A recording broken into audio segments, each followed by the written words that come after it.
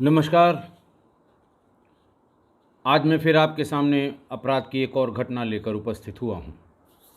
इसके पहले कि मैं आज की घटना बताऊँ, जलालाबाद की उन 2 लावारिस बहनों के बारे में बताना ज़रूरी है, क्योंकि हर दिन कोई न कोई मित्र उनके बारे में पूछता है। आज उनका अकाउंट नंबर भी मिल गया है। और दूसरी बात ये, आज मैंने बात की उससे, तो दूसरी बात ये पता लगी, इंस्पेक्टर जलालाबाद भी आज स्वयं उन बच्चों से मिलने गए थे।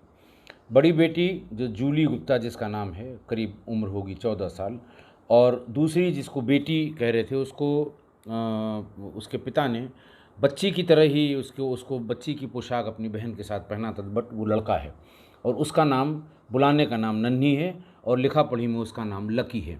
ये दोनों बच्चे बहुत बुरी हालत में हैं इस समय, और इनके पिता ने, संजय गुप्ता ने, इनका अकाउंट खुलवा रखा था 2019 में।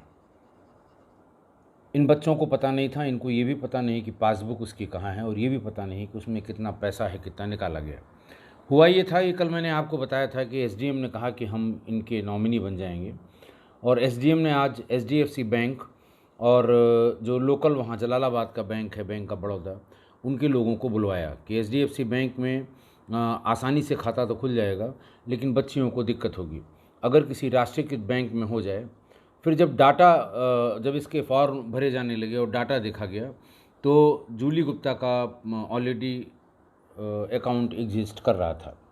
खैर, इंस्पेक्टर ने और एसडीएम ने, मैं धन्यवाद करूंगा एसडीएम जलालाबाद का, कि जिन्होंने पूरी मेहनत करके आज उन दोनों के पुराने पासबुक की फ़ोटोकॉपी क्या, उसकी डुप्लीकेट प्रति निकाल कर बैंक से प्रॉपर उसमें सील मुहर करा के और उसकी एक प्रति हमको भेज दी है। मैं आज मैसेज बॉक्स में उन दोनों का, जूली का भी और लकी का भी, इनका दोनों का अकाउंट नंबर, आईएफएससी कोड और ब्रांच कोड, ये सब मैं पोस्ट कर दूंगा। ये आप पर है, और आप ने लगातार 3-4 दिन से ज़्यादातर लोगों ने कहा कि बच्चों का नंबर शेयर करना उचित नहीं है, लेकिन फिर भी अगर कोई बात करना चाहता है तो मैंने कई बार अपना ईमेल आईडी दे रखा है। कोई मुझे ईमेल से संपर्क करके बच्चों से बात करना चाहेगा तो मेरे पास जूली का, बड़ी वाली बच्ची का नंबर है, मैं शेयर कर दूंगा। वो सीधे बात करके और सीधे उनकी जो भी मदद संभव हो वो ज़रूर करें। आज की घटना जनपद है पीलीभीत। तिथि है 6 नवंबर 2020। रात में करीबन 8:45 पर माधो टांडा ये पहाड़ी इलाके का थाना है और हिमालयन के फुट हिल पर पीलीभीत ज़िले में पड़ने वाला थाना है। इंस्पेक्टर राम सेवक थाने पर थे।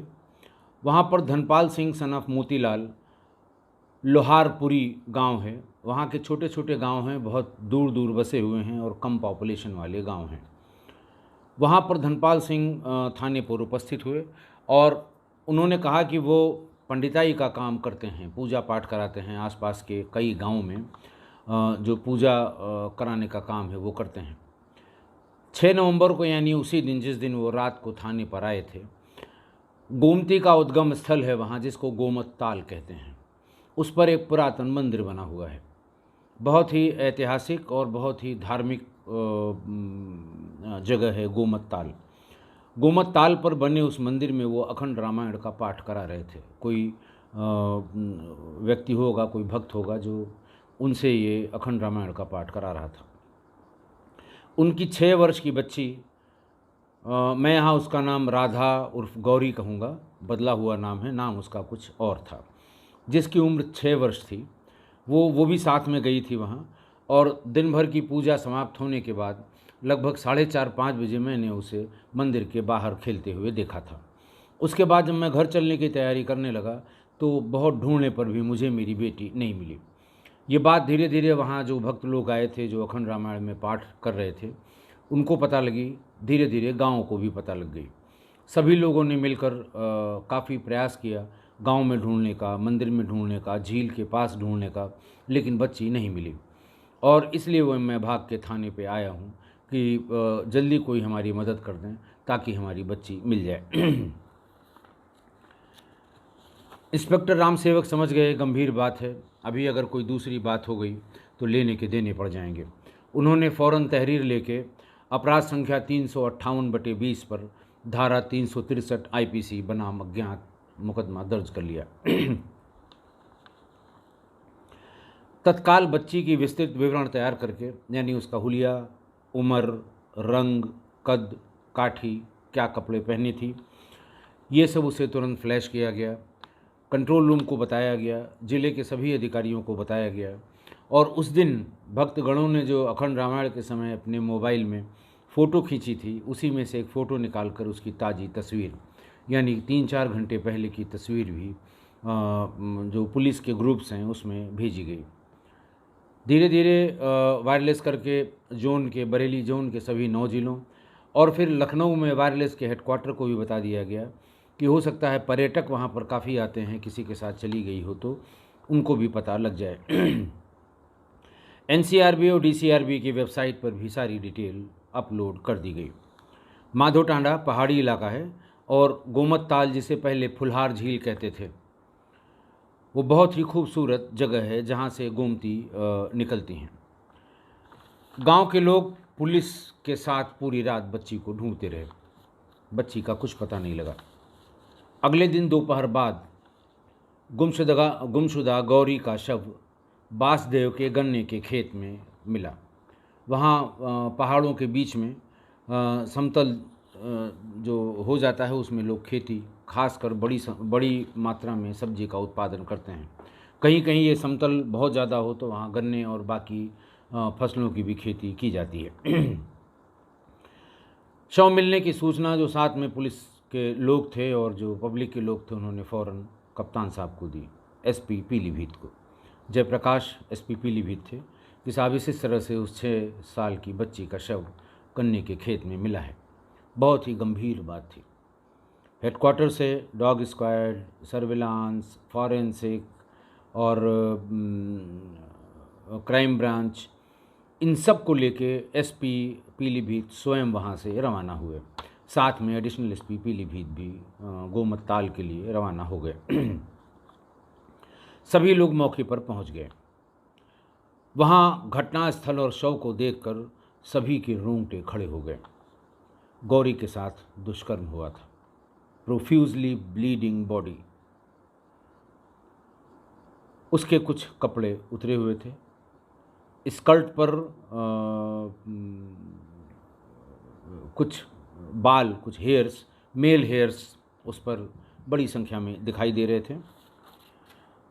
एक बड़े साइज़ का लाल रंग का अंडरवियर ये वहाँ पड़ा हुआ था। बाएं पैर के चमड़े की कत्थई रंग की चप्पल जो बड़े नंबर की थी, मतलब उसको कोई ग्रोन अप मेल ही पहनता, वो पड़ी हुई थी। फेयर एंड लवली की ट्यूब और बोरो प्लस की ट्यूब भी मौके पर पड़ी हुई थी। लाल रंग के मेल अंडरवियर में पर्याप्त मात्रा में सीमेन यानी वीर्य भी साफ दिख रहा था। फॉरेंसिक के लोगों ने बहुत ही केयरफुली ये सभी आर्टिकल्स, इम्पॉर्टेंट आर्टिकल्स थे, भौतिक साक्ष्य थे, फिजिकल एविडेंसेस थे, इन सब को बहुत ही सफाई से और साइंटिफिक तरीके से अपने कब्जे में लिया और इन सब को प्रिजर्व किया। घटनास्थल पर मूंगफली काफ़ी बिखरी हुई थी। कुछ तो मूंगफली के छिलके और कुछ साबित मूंगफली भी वहाँ पर पड़ी हुई थी, उनको भी प्रिजर्व किया गया।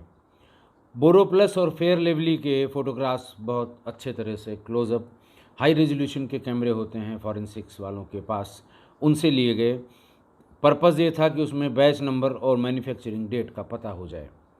बैच नंबर का कभी कभी बहुत सही इस्तेमाल होता है। बैच नंबर से आपको जो उसका बड़ा डीलर है, स्टेट का डीलर हो सकता है, कमिश्नरी यानी मंडल का डीलर हो सकता है, तो जो बैच नंबर अगर आप उनको मैन्युफैक्चरर को भेज दीजिए तो वो बता देंगे कि ये वाला बैच या ये वाला बंच ये पूरा का पूरा फलां डीलर को सप्लाई किया गया था। वहाँ से वो सब डीलर्स के पास जाता है, फिर वहाँ से फुटकर दुकानदारों के पास जाता है। उससे कम रीज़न क्लियर हो जाता है कि ये इस्तेमाल करने वाला आदमी किस रीज़न का होगा, किसी बाहर के स्टेट का, किसी बाहर की जगह का तो नहीं है। ये कंफर्म करने के लिए तो उसमें आप देखते होंगे कि सभी पेस्ट वाले सभी जितने क्रीम आते हैं, चाहे वो टूथपेस्ट हो, चाहे फेयर एंड लवली, कोई भी हो, उसके पीछे जहाँ वो मोड़ के सील किया जाता है उस पर एम्बेडेड होता है manufacturing date, maximum price, expiry date और बैच नंबर। उसकी फ़ोटोग्राफ ले ली गई और गन्ने के खेत में जो संघर्ष के निशान थे, गन्ने के तमाम पेड़ टूटे हुए थे, पत्तियां कुचली हुई थीं, उनके भी अच्छे से फ़ोटोग्राफी और वीडियोग्राफी कर ली गई और उन पत्तों के भी कुछ सैंपल इकट्ठा कर लिए गए कि शायद उसमें कुछ ह्यूमन स्मेल या कोई और ऐसी चीज़ जो हमें लीड दे सके वो मिल जाए। सर्विलांस की टीम और क्राइम ब्रांच की टीम ने वहाँ गांव के कुछ संदिग्ध लोगों के नंबर भी लिए जिन पर कानाफूसी करने वाले लोगों ने शंका जताई थी। तो तुरंत ही शंका जताने पर किसी को पकड़ लेना उचित नहीं होता, तो उसकी CDR एनालिसिस के लिए उनके नंबर ले लिए गए। महिला पुलिसकर्मियों, महिला सब इंस्पेक्टर और महिला कांस्टेबल्स के सहयोग से पंचायतनामा भरा गया और PM के लिए पोस्टमार्टम के लिए बच्ची का शव विच्छेदन गृह postmortem house Pilibhit district headquarter के लिए भेज दिया गया। 8 नवंबर को 3 डॉक्टरों के पैनल में उसका पोस्टमार्टम हुआ। Doctor Gyan Prakash, doctor TG Rathore, TP Rathore और लेडी डॉक्टर वीना चतुर्वेदी ने उसका पोस्टमार्टम किया। मृतका के शरीर पर कुल 6 चोटें थीं। Cause of death due to antemortem strangulation and throttling आया। बलात्कार होने की पुष्टि हुई। हाइमीनियम टॉर्न्ड बैडली, यानी हाइमीनियम बुरी तरह क्षतिग्रस्त था और प्राइवेट पार्ट्स पर गंभीर चोटों के कारण रक्तस्राव भी हुआ था। उसकी स्लाइड्स, स्पर्म के लिए स्लाइड्स बना ली गई और बाकी ये बातें अंकित कर दी गई पोस्टमार्टम रिपोर्ट में।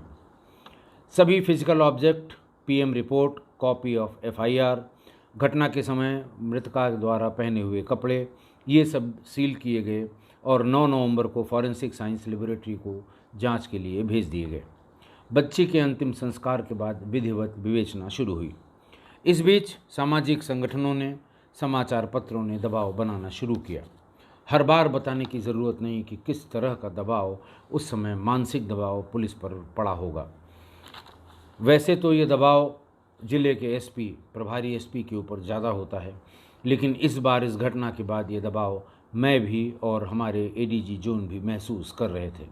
बार बार फ़ोन, अधिकारियों के फ़ोन, महिला संगठनों के फ़ोन, जो ह्यूमन राइट्स एक्टिविस्ट हैं उनके फ़ोन, महिला आयोग और बच्चों के आयोग के फ़ोन, तमाम तरह के लोगों के। अभी तक पुलिस ने कुछ नहीं किया, अभी तक क्या किया, बच्ची की जान चली गई, ये क्या हो रहा है, इस तरह की बातें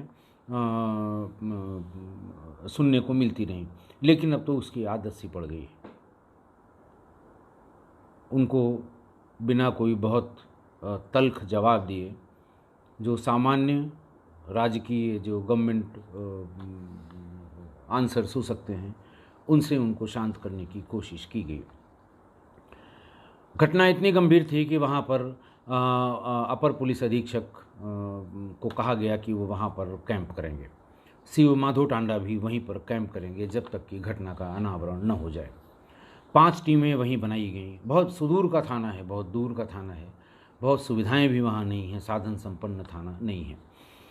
उसके लिए 5 टीमें बनाई गईं। पहली टीम वादी के गांव में घटना स्थल से प्राप्त जो अंडरवियर लाल रंग का, चूँकि स्पेसिफिक रंग था उसका, स्पेसिफिक ब्रांड था उसका और स्पेसिफिक साइज़ था उसका, तो और जो पैर की चप्पल मिली थी उसका भी ब्रांडेड तो नहीं थी, चप्पल चमड़े की थी और बाएं पैर की थी और नंबर था उसमें, ये किस नंबर की है।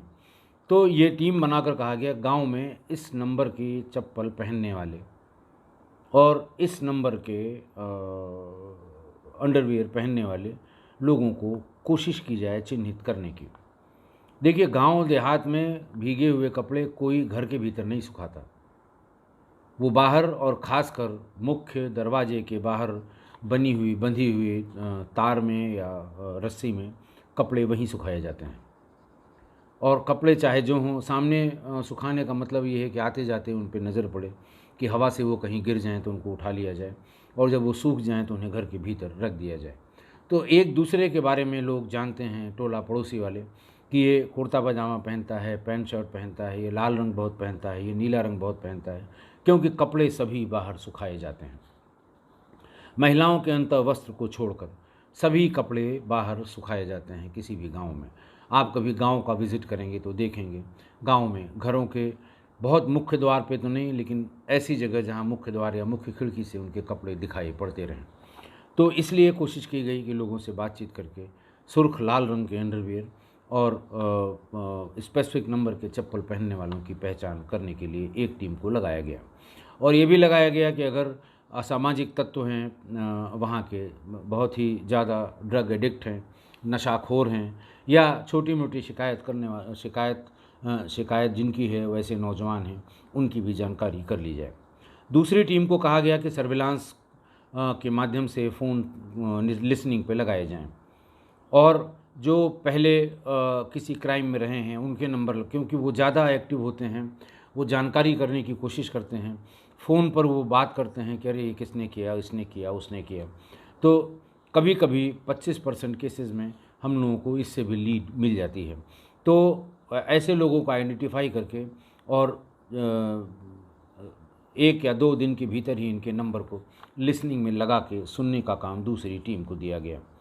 तीसरी टीम जो स्पेशल ऑपरेशन ग्रुप होती है उसको दिया गया कि वो अपना पुराने जो रिकॉर्ड्स हैं उनको खंगाल के उनसे लोगों को निकाल के और उनका देखें कि ऐसा कोई आदमी यहाँ तो नहीं है जो बाहर का है और उसने विज़िट किया हो।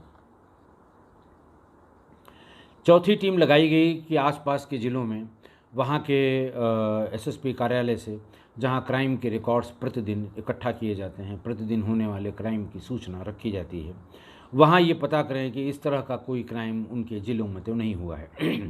अगर ये कोई प्रोफेशनल क्रिमिनल्स होंगे तो अगल बगल के ज़िलों में जहाँ इस तरह का क्राइम हुआ है उसमें विवेचना में क्या प्रगति है और उन लोगों का क्या विचार है। अंतिम और 5वीं टीम बनाई गई जो आईओ के साथ अखंड रामायण के समय जितने भी फोटोग्राफ खींचे गए थे और जितने लोग उसमें शामिल हुए थे उनसे सबका नाम पता करना कि कौन कौन इसमें आए थे और क्या घटना के बाद से इनमें से कोई गांव से गायब तो नहीं है। चूँकि 2 वरिष्ठ अधिकारी वहीं थाने पर माधोटांडा में कैंप कर रहे थे तो वो हर दूसरे तीसरे घंटे प्रोग्रेस ले रहे थे। सर्विलांस वालों ने बता दिया कि हमारे पास कोई इम्पॉर्टेंट इन्फॉर्मेशन जो घटना का अनावरण कर सके अभी तक नहीं मिली है। डॉग स्क्वाड को फिर ले जाकर पुनः परेड कराई गई, लेकिन कोई बहुत ज़्यादा लाभ नहीं हुआ। फिर गांव के 5-6 जो मनचले लोफर टाइप के लड़के थे जिनकी आम शोहरत गांव में बुज़ुर्गों के या बाकी लोगों की निगाह में अच्छी नहीं थी, उनके बालों के सैंपल कलेक्ट किए गए। उनको एफएसएल भेजा गया और ये रिक्वेस्ट की गई कि जितनी जल्दी हो सके जो बच्ची के स्कर्ट पे ह्यूमन मेल जो हेयर्स पाए गए हैं उनसे टैली करा के रिज़ल्ट से अवगत कराएं, क्योंकि दबाव इतना ज़्यादा था। और अब मैं बार बार क्या बताऊंगी किस टाइटल से ये खबरें छप रही थीं और टीवी पे क्या क्या आ रहा था, आप खुद समझ सकते हैं। खैर वो 6 लोगों के हेयर सैंपल्स भेजे गए। 3-4 दिन बाद एफएसएल से आ गया कि इनमें से किसी का भी सैंपल, किसी का भी हेयर उस सैंपल से मैच नहीं कर रहा है। फिर कुछ लोगों के सैंपल, फिर जब नेक्स्ट लॉट में पता लगा कि नहीं साहब ये भी बदमाश है, ये वहाँ देखा गया था, ये वहाँ 2 दिन बाद लौट के आया, तो जो भी संदिग्ध पता लगा 4-5 के उनके फिर सैंपल भेजे गए। फिर से एफएसएल से मना हो गया कि इनमें से कोई सैंपल मैच नहीं कर रहा है। फिर जो जिस टीम को उस नंबर की चप्पल और उस तरह के अंडरवियर पहनने वालों की सूची या नाम इकट्ठा करने के लिए कहा गया, उन लोगों ने भी 4-5 दिन में शॉर्टलिस्ट कर लिया 5-6 लोगों को जो उस नंबर की चप्पल, और गांव का आदमी है प्लास्टिक का चप्पल, 50% प्लास्टिक का चप्पल पहनते हैं, 25% हवाई चप्पल पहनते हैं और 25% ही केवल ऐसे होंगे या 20% होंगे या इससे भी कम होंगे जो चमड़े की चप्पल पहनते हैं।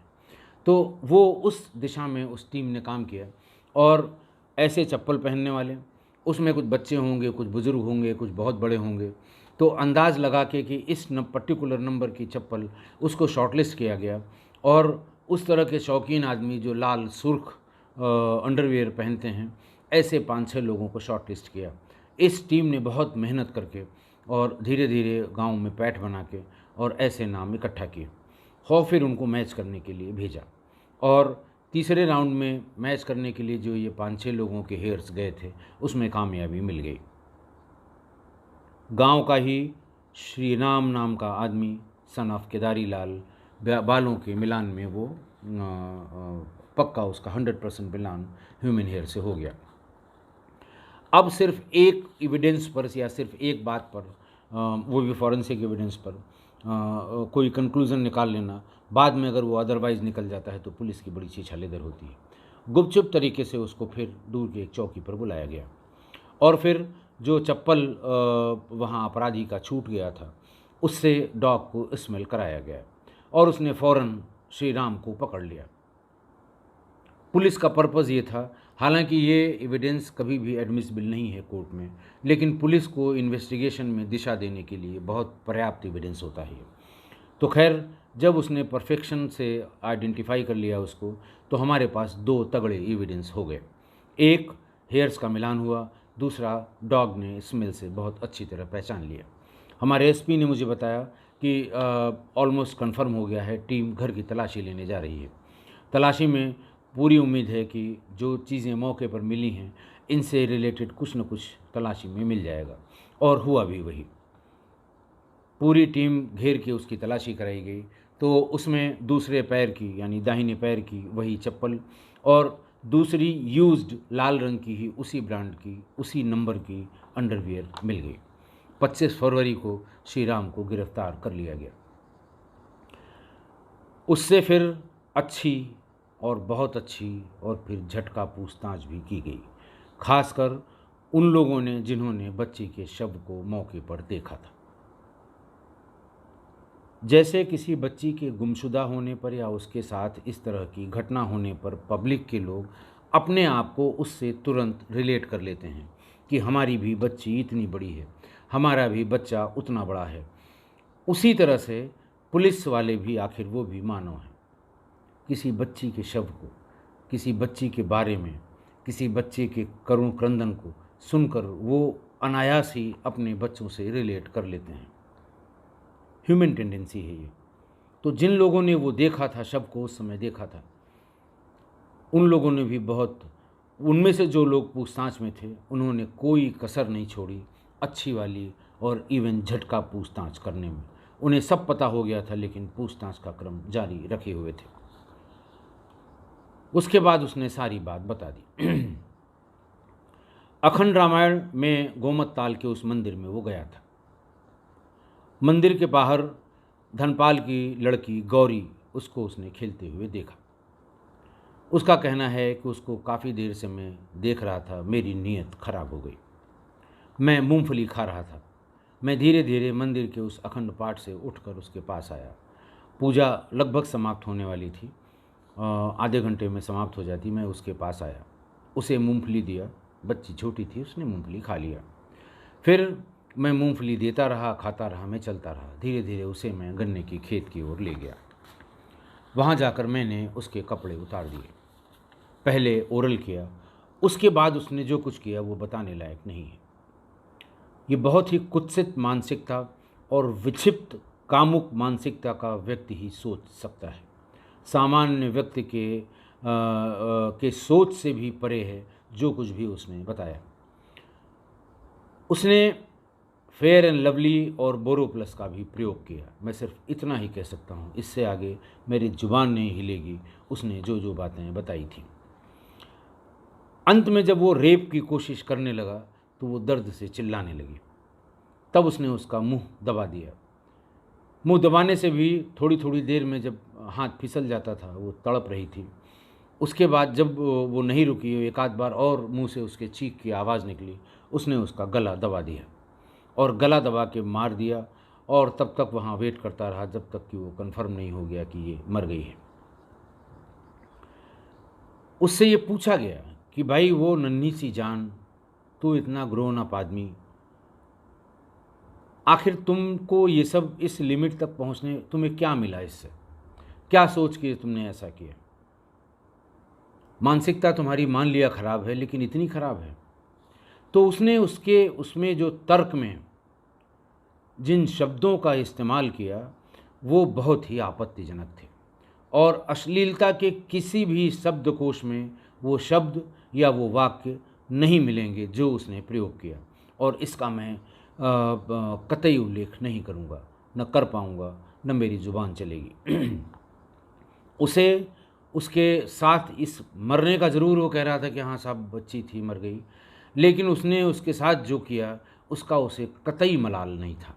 वो इस तरह का आदमी था, इतना खराब, इतना विकृत, इतना कुत्सित, इतना गंदा हमने अपने इतनी लंबी सर्विस में शायद एक आध कोई देखा हो, लेकिन ऐसा आदमी जो लगातार इतनी कुटाई के बाद, इतनी पूछताछ के बाद, इतनी सब कुछ होने के बाद भी उसी तरह बोलता रहा। 28 फरवरी को मैंने बताया था कि उसको 26 को गिरफ्तार किया गया था, और सारी विवेचना पूरी करके, क्योंकि सारे फॉरेंसिक एविडेंस थे, अकाट एविडेंस थे, 28 फरवरी को चार्जशीट नंबर 37/2021 सारे साक्ष्य के साथ कोर्ट में सबमिट कर दिया गया। पॉस्को की जो विशेष अपराध की स्पेशल कोर्ट है उसमें ट्रायल शुरू हो गया। ट्रायल बिल्कुल अपने अंतिम दौर में था, तभी कोरोना पैंडमिक की वजह से कोर्ट्स बंद हो गए। उसके बाद मेरा वहाँ से ट्रांसफ़र हो गया। मैं इसको बहुत क्लोजली परसू कर रहा था, और हमें पूरी उम्मीद तब भी थी और आज भी है, जब भी कोर्ट खुलेंगे, ट्रायल अपने बिल्कुल फाइनल स्टेज में था, तो अभियुक्त को फांसी की सज़ा ज़रूर मिलेगी और मिलनी भी चाहिए। आज के इस क्राइम में अब आप सोचिए, पवित्र गोमती नदी का उद्गम, जिस गोमती को ऋषि वशिष्ठ की पुत्री कहा जाता है, हिंदू माइथोलॉजी में उसको वशिष्ठ की पुत्री कहा जाता है, और जिस गोमती के लिए हिंदू माइथोलॉजी में ये कहा जाता है कि एकादशी के दिन अगर आप गोमती में स्नान कर लें तो आपके सारे पाप धुल जाएंगे। उसी गोमत ताल जहाँ से वो गोमती निकली हैं, करीबन 450 किलोमीटर लंबी नदी है, बनारस के पास ये जाकर गंगा में मिलती है। उसी का प्राचीन मंदिर कितना प्राचीन है इसके बारे में कई बार रिनोवेट होने के बाद वो अपनी वर्तमान स्थिति में है, कितना प्राचीन है, वहाँ के लोग तरह तरह की बातें बताते हैं। तो गोमती का उद्गम स्थल, प्राचीन मंदिर में रामायण का, रामचरितमानस का अखंड पाठ, और बच्ची का नाम भी, अब चूँकि उनके पिता पुजारी थे, पंडिताई का काम करते थे, वो भी एक उपासना पद्धति के नाम पर उसका नाम था, जो मैं ले नहीं सकता, गौरी के नाम से उसका नाम बता रहा हूँ। और श्री राम नाम का आदमी जिसने ये पाप किया, आप सोच लीजिए कि जब वो जो पाप उसने किया है उसे देखकर तो ऊपर वाले की भी आत्मा कांप गई होगी, और सृष्टि के रचयिता ने ऐसे आदमी के निर्माण पर जरूर पश्चाताप किया होगा। और किसी की मानसिकता इतनी दूषित हो सकती है, ये मेरी भी कल्पना के परे है।